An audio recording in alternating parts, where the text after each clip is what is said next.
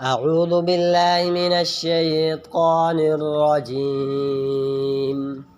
بسم الله الرحمن الرحيم.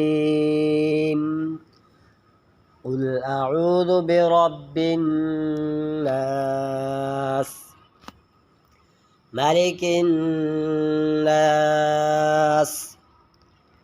إله الناس، من شر الوسواس الخناس،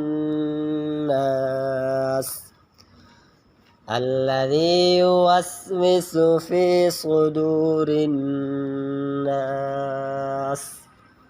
من الجنة والناس.